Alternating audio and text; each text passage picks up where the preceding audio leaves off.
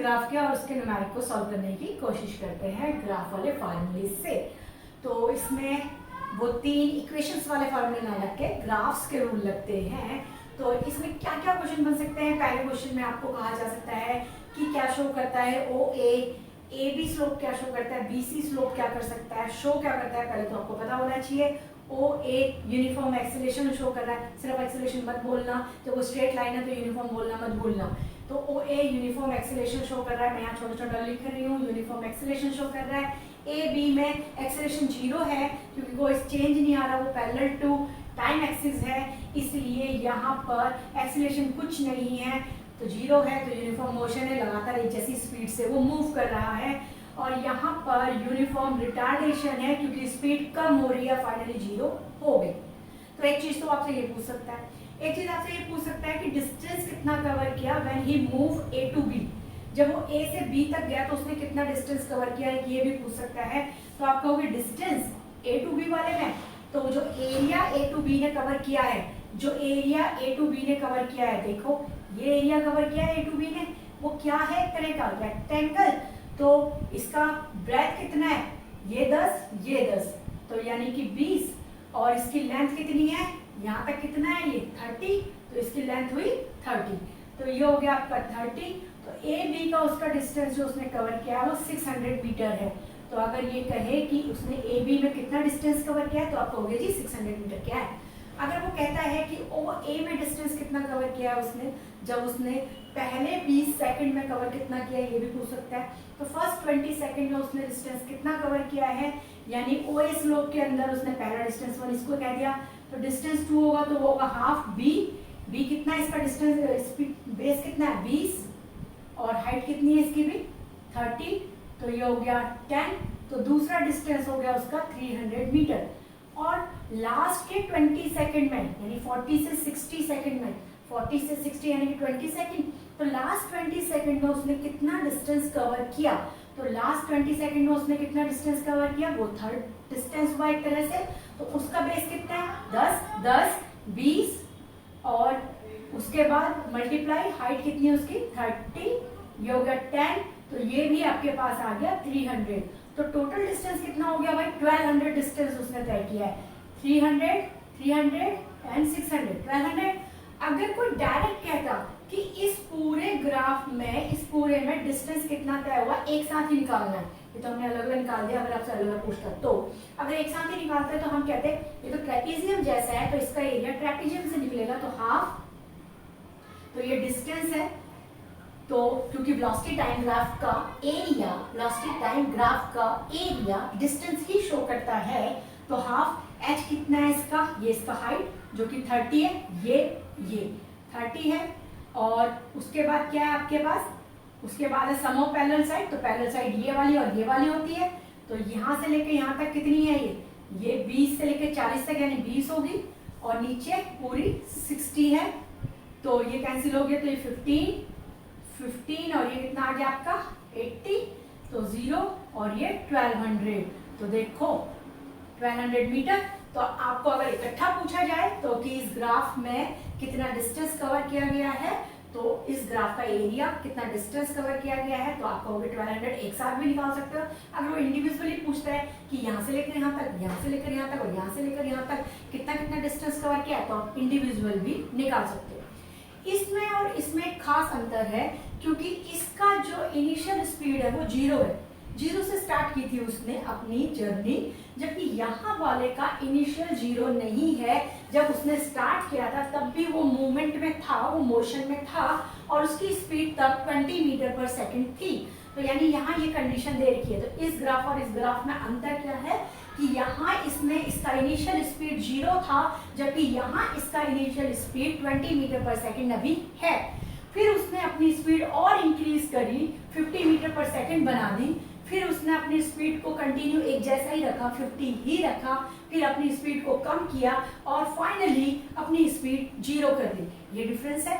और इसमें भी आपसे पूछा जाए ओ ए क्या शो कर रहा है, तो आप कहोगे यूनिफॉर्म एक्सेलरेशन, क्योंकि स्पीड बढ़ा रहा है।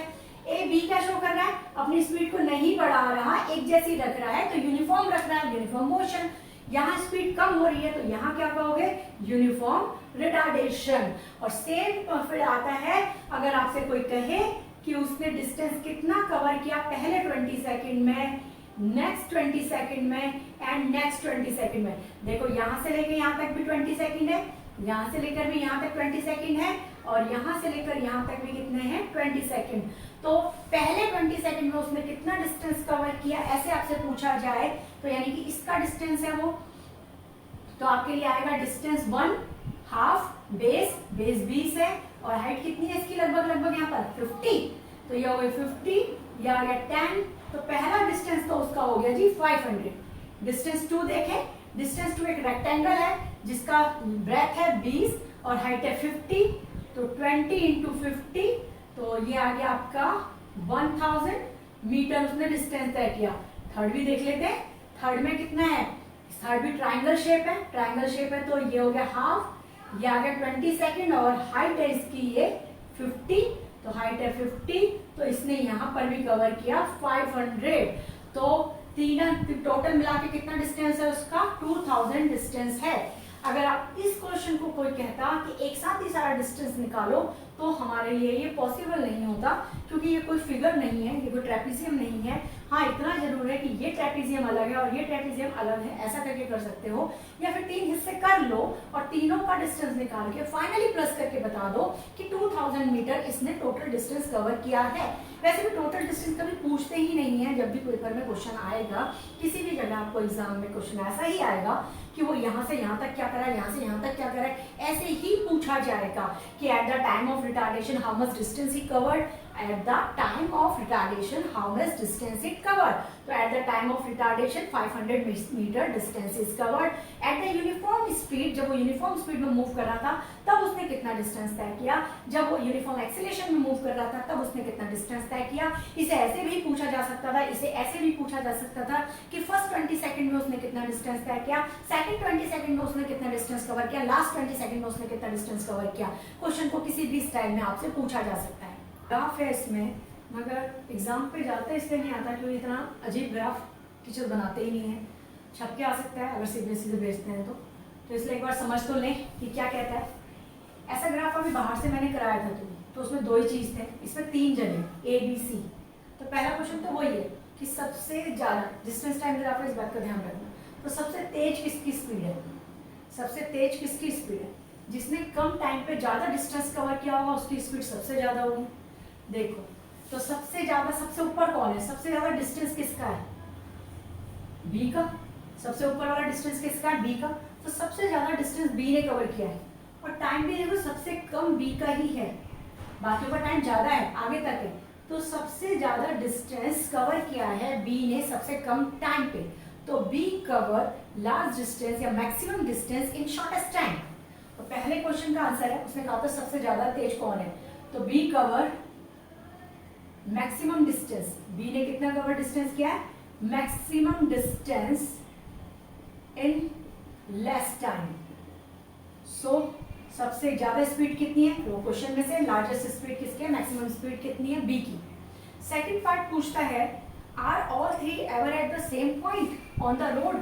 क्या कभी ऐसी कोई कंडीशन आई थी कि तीनों के तीनों सड़क पे एक साथ है, नहीं। अगर ऐसा आता तो they have a common point, तो इसका आंसर क्या लिखोगे तुम, नो। ऐसी कोई जगह नहीं है, ऐसी कोई जगह नहीं आई जहां वो तीनों एक साथ मिले। देखा जाए तो ये तीनों एक जा रहे हैं कहीं, थोड़ी बहुत डायरेक्शन ऊपर नीचे भी है, लेकिन देखो रास्ते में कोई भी ऐसा नहीं है। ये है आपकी सी वाली लाइन, ये आपकी बी वाली लाइन, बी और सी यहाँ मिल रहे हैं, ए और सी भी मिल रहे हैं, मिल सब रहे हैं, ए और बी भी मिल रहे हैं, लेकिन तीनों एक साथ मिल रहे हैं क्या, नहीं। तो तीनों एक साथ नहीं मिल रहे, नो। क्यों, as they don't have a common point, क्योंकि तीनों का कोई कॉमन पॉइंट है ही नहीं। ए और बी का कॉमन पॉइंट है, बी और सी का कॉमन पॉइंट है, ए और सी का भी कॉमन पॉइंट है, यानी दो जने तो मिल रहे हैं लेकिन तीनों इकट्ठे कहीं भी मिल नहीं रहे। तो दूसरा पार्ट भी हो गया। फिर कहता है how far has C travel then B pass A. तो जब बी और ए एक दूसरे को पास कर रहे थे, यानी एक दूसरे से मिल रहे थे, जब बी और ए कहाँ है, यहाँ मिल रहे हैं, बी और ए यहाँ बी और ए मिल रहे हैं, तब सी कितनी दूर था, सी ने कितना डिस्टेंस कवर किया था। तो जब बी और ए मिल रहे थे तो सी ऐसे ऐसे करके हमने लेके गए। अब ये ग्राफ में उन्होंने डिब्बों में दिया है तो बहुत एक्यूरेसी से आ जाता है, तो हमने, और जब तुम्हें अगर दिया जाएगा तो वो एक्यूरेट में देंगे ताकि आपको इजीली मिल जाए। फिलहाल इसके लिए है कि जब बी पास करता है ए को तो सी ने कितना डिस्टेंस कवर किया, तो सी ने कवर किया 6.8 मीटर डिस्टेंस। ये भी हो गया। अब आपके पास फोर्थ क्वेश्चन कहता है how far has B travel by it pass C. तो बी कितना कवर कर चुका था जब सी ने उसे क्रॉस किया था, यानी सी और बी मिले थे। तो बी और सी कहाँ मिल रहे हैं, यहाँ मिल रहे हैं बी और सी। तो यहाँ पर जब सी ने बी को क्रॉस किया, मतलब तुम दोनों एक दूसरे को क्रॉस हुए, तब बी ने कितना डिस्टेंस कवर कर लिया था। अब बी का डिस्टेंस देखो, बी का डिस्टेंस है यहाँ से ये है, तो ये है उसका चलो 5 मीटर, लेकिन उसने स्टार्ट कहाँ से किया था, स्टार्ट कौन सा उसने 0 से किया था। तो उसने तो अगर ये तुम्हारा 4 तक है तो 1 2 मीटर से उसने शुरू किया था और वो 5 मीटर पे पहुंचा था, उसको मिल गया। तो इसका आंसर होगा आपका 3 मीटर। उसने कितना कवर किया, 3 मीटर डिस्टेंस कवर किया और उसे मिल गया। सी का जब पूछा था तो उसने ओरिजिन से ही शुरू किया था, तो इस तरह से आपसे पूछ लिए गए। जैसे सी ने कितना डिस्टेंस कवर किया, सी है कहाँ, ये था। बी ने तो 0 से शुरू किया था, बी ने 0 से शुरू किया था, तो यानी बी का जब सी ने उसे क्रॉस किया था तो बी ने 5 मीटर डिस्टेंस कवर कर लिया। जब सी ने कवर किया था, देख रहे हो, ये सी और ये बी, ये दोनों एक दूसरे को क्रॉस कर रहे हैं, मीट कर रहे हैं। तो बी ने उस समय कितना डिस्टेंस किया, तो ये लाइन बी की है, तो बी ने उस समय 5 मीटर का डिस्टेंस क्रॉस किया था। क्वेश्चन नंबर 7 में आपको दिया है कि एक बॉल को ऊपर से नीचे ड्रॉप किया गया, ऊपर से ऐसे छोड़ दिया तो नीचे गिर गई। तो एक बॉल को ऊपर से ड्रॉप किया गया, हाइट है 20 मीटर, तो 20 मीटर की हाइट से उसे ड्रॉप किया गया और उस पे इंक्रीज हो रही है उसकी वेलोसिटी। बताया था कि कोई भी चीज ऊपर से नीचे गिरती है तो उसकी वेलोसिटी इंक्रीज होती है, क्योंकि ऊपर उस पे कम ग्रेविटी लगती है। ग्रेविटी बोले तो एक्सेलरेशन, ऊपर उस पे कम एक्सेलरेशन लगता है, नीचे जाते जाते उस पे एक्सेलरेशन इंक्रीज हो जाता है। तो इसलिए उसकी स्पीड लगातार इंक्रीज हो रही थी, 10 मीटर पर सेकेंड स्क्वायर एक्सेलरेट हो गया। आपसे पूछा है फाइनली जमीन पे गिरने से पहले उसने कितना स्पीड पिकअप कर लिया होगा फाइनली, क्योंकि भैया गिरने के बाद तो उसकी स्पीड 0 हो गई, जस्ट गिरने से पहले उसकी स्पीड कितनी होगी ये आपसे पूछा है, और टाइम उसने कितना लिया नीचे गिरने में। साइंस में ये चीज याद रखो, चाहे तुमने वो चीजें रट ली होंगी अब तक कि स्टार्ट फ्रॉम रेस्ट मतलब u0, ब्रेक अप्लाई v0, ये चीजें रट ली। अब कुछ और रटो, जब भी कोई चीज ऊपर से फेंकी जाती है तो उसका u 0 होता है।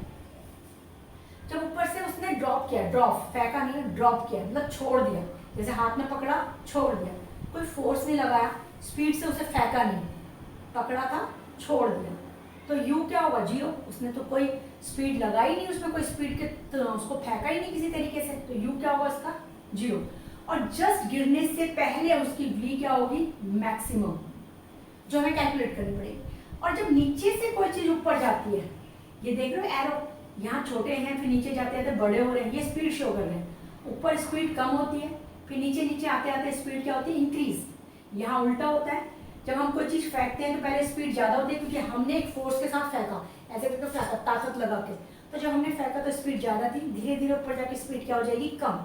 तो ऐसे सवालों में u कुछ ना कुछ गिवन होता है, u गिवन होगा और v होगा यहाँ 0। जैसे आपने स्पीड वाले सवालों में ये याद कर लिया, स्टार्टिंग फ्रॉम रेस्ट यानी u0, ब्रेक लगाई गाड़ी रुक गई तो v0। वैसे आप ये भी याद रखो, ऊपर से कोई चीज ड्रॉप हुई तो u0, और नीचे से कोई ड्रॉप चीज हमने फेंकी, नीचे से हमने फेंकी, ताकत लगा के फेंकी, तो u आपके पास कुछ होगा, लेकिन फाइनली ऊपर जाके तो स्पीड क्या हो जाएगी 0 हो जाएगी। तो ये कॉन्सेप्ट आपको याद होना चाहिए, क्योंकि इससे रिलेटेड सवाल अभी ग्रेविटी चैप्टर में भी आएंगे, तो आपको ये कॉन्सेप्ट अच्छे से पता होना चाहिए। तो अब हमने निकालना है ये h, इस समय डिस्टेंस का ही काम कर रहा है कि 20 मीटर के डिस्टेंस से उसमें फेंकी है, आपको v निकालना है। और इस केस के हिसाब से अभी अभी हमें पता चला था कि जब हम ऊपर से कोई चीज ड्रॉप करते हैं नीचे तो u हमारा 0 होता है, तो हमें एक और इन्फॉर्मेशन मिल गई कि u हमारा 0 होता है। तो अब हम इसमें कौन सा फॉर्मूला लगा सकते हैं जिससे हमें v मिल जाए। अगर हम ये लगाने की कोशिश करें v स्क्वायर u स्क्वायर, तो हमारा काम बन जाएगा, हाँ, क्योंकि हम पे a है, हाँ 10 है, s है 20 है, s हाइट को उस समय क्योंकि इतना डिस्टेंस ही तो कवर किया 20 है, v नहीं पता, u पता है 0 है, तो जो चीज पता है वैल्यूज पुट कर दो। तो ये आ गया 10, एस हमारे पास 20 और वी स्क्वायर हमें चाहिए, यू तो हमारा 0 है, तो वी स्क्वायर इक्वल हो गया आपके पास 20 का स्क्वायर हो गया एक तरह से ये, तो 20 वी आ गया मीटर पर सेकेंड। तो आ गया पहला क्वेश्चन। सेकंड क्वेश्चन पूछता है वो कि टाइम कितना लिया इसने, तो टाइम के लिए कौन सा लगाए, तो हमारे पास सब कुछ तो है ही, तो टाइम उसने पूछा तो हमने लगाया वी यू प्लस में 80 यूज कर लिया, तो वी हमारे पास है 20, यू है 0, एक्सेलरेशन है 10, टाइम नहीं पता हमें, तो ये आ गया आपके पास 20/10, तो आ गया 2 सेकेंड। तो आपके पास टाइम कितना आ गया 2 सेकेंड। खास बात ये नहीं है कि ये न्यूमेरिक कैसे हुआ, खास बात ये है कि ये क्या चीज है, ये पता ज्यादा जरूरी होना चाहिए कि यू कब दिया होता है, यू कितना होता है, जब ऊपर फेंकेंगे तो क्या चीज 0 होती है, जब ऊपर फेंकेंगे तो वी 0 होता है, यू कुछ ना कुछ गिवन होता है, जब नीचे ड्रॉप करेंगे तो यू 0 होता है, वी कुछ ना कुछ होता है just before falling. Next question है आपके लिए, 8th क्वेश्चन आपके कोर्स में नहीं है, कटा हुआ है क्योंकि वो इतना अजीब ग्राफ है तो वो नहीं करेंगे। अब है 9th question, state which of the following situation are possible and give an example of each. कहते हैं एक object with constant acceleration but 0 velocity, acceleration लगातार हो रहा है, मतलब स्पीड में चेंज लगातार हो रहा है लेकिन उसकी वेलोसिटी 0 है, ऐसी कोई कंडीशन हो सकती है। An object constant acceleration but 0 velocity possible, for example, हाँ पॉसिबल तो है क्या, when an object is just release from the height, जब हमने एक ऑब्जेक्ट को ऊपर से रिलीज किया था उस समय वो लगातार एक्सेलरेट हो रही थी लेकिन उसका स्टार्टिंग पॉइंट क्या था 0। तो एक free falling object starting point पे क्या होता है यू उसका 0, बिल्कुल स्टार्टिंग पॉइंट, तो हाँ ये कंडीशन हो सकती है। तो object is just release from the height, बस इतना ही आंसर है, an object just release from the height. तो मैं सारे क्वेश्चन आंसर कर रही हूँ, ओके। फिर उसके बाद है second condition, an object moving in a certain direction with an acceleration in the perpendicular direction, एक ऑब्जेक्ट लगातार सर्टेन डायरेक्शन में जा रहा है और उसमें जो एक्सेलरेशन आ रहा है वो परपेंडिकुलर आ रहा है, हाँ सर्कुलर पाथ पे, सर्कुलर पाथ पे कहा था ना, हर बार जो थोड़ा सा भी टर्न उसके अंदर आता है वो सिर्फ 90 डिग्री ही होता है, when it move in a circular path, when it move in a circular path, ये है इसका आंसर। नेक्स्ट है आपका लास्ट क्वेश्चन है एक सैटेलाइट वाला, एक artificial satellite is moving in a circular orbit, digit बड़ी है क्योंकि सैटेलाइट की बात हो रही है, तो इसे भी कंप्लीट करते हैं। क्वेश्चन नंबर 10 है, तो आपके पास है इस बार एक artificial satellite is moving in circular orbit, radius है इसका, है तो सर्कुलर पाथ, सर्कुलर मोशन वाले सवाल हमने किए हैं, तो 42250 ये इसका रेडियस है जी, इतना बड़ा, ठीक है। सैटेलाइट है कोई छोटी सी बॉल थोड़ी ना है, वो भी किलोमीटर में, वो भी किसमें किलोमीटर में।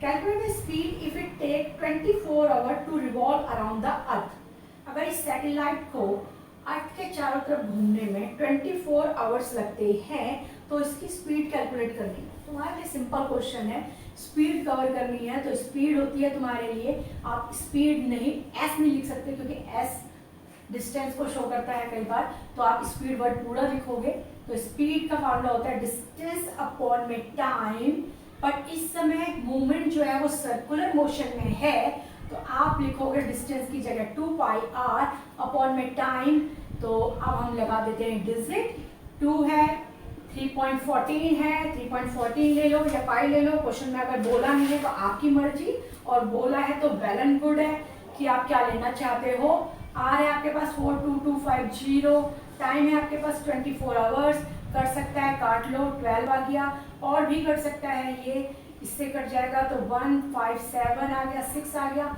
इससे भी कट जाएगा, लेकिन इट्स ओके, वो तुम करते रहना, मैं तुम्हें बस इतना बता रही हूँ, जो भी मल्टीप्लाई करके आएगा उसको 6 से डिवाइड करना और तुम्हारा आंसर आ जाएगा। मैं आंसर भी लिख रही हूँ और ये आंसर आ जाएगा तुम्हारा, मगर हमने जो आंसर निकाला होगा वो किलोमीटर पर सेकंड में आ रहा है, अभी नहीं आवर्स में आ रहा है, लेकिन उसने कहा है शायद किलोमीटर पर सेकंड में निकालने को, नॉट नेसेसरी कुछ बोला है, नहीं ऐसा कुछ नहीं बोला, तो हमारी मर्जी है, तो हम जो भी मल्टीप्लाई आएगा उसको 6 से डिवाइड करके आंसर निकाल देंगे किलोमीटर पर आवर में, क्योंकि स्पेसिफाई नहीं किया कि आपको मीटर पर सेकंड में आंसर देना है या किलोमीटर पर आवर में आंसर देना, तो आपकी मर्जी है, हमने किलोमीटर